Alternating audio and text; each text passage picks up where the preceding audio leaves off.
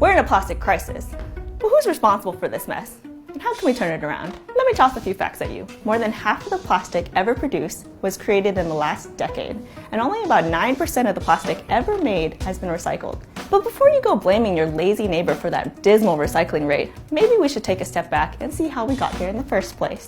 And to answer that question, we've got to go way, way back to where plastic began. No, not that far back. Right, that's good.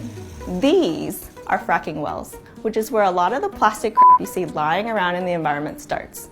Over the last decade, governments handed out billions of dollars in tax subsidies and gutted environmental rules to encourage oil and natural gas development. That created a lot of new, cheap oil and gas that companies like Dow and Exxon also turned into plastic.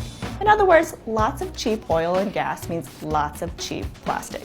In fact, plastic is now the fastest growing source of greenhouse gases like CO2 and methane. Huge consumer goods companies then turn all that cheap plastic into packaging or products that often get used just once and then can't or won't get recycled.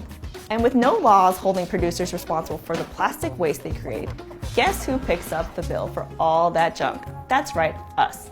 The taxpayers. The companies who make and use single-use plastics want you to believe that recycling will take care of all of it. But it turns out it's often more expensive to recycle something than it is just to create new plastic. Some cities and towns are even considering ditching the recycling programs altogether. Take Maine, for example.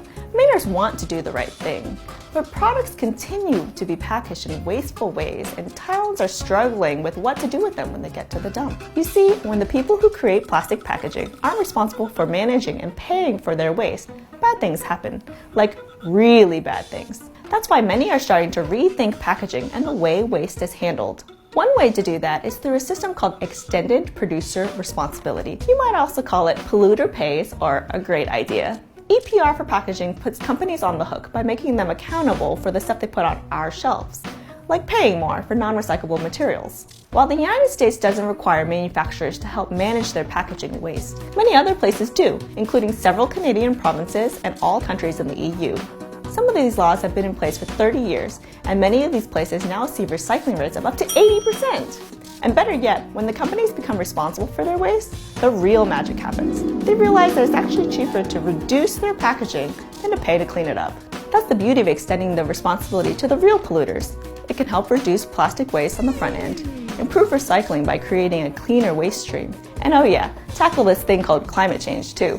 Coupled with other ways to reduce unnecessary plastics like bag and foam bans, reforming recycling through EPR for packaging is what the world needs. What's your take on EPR? Tell us in the comments below.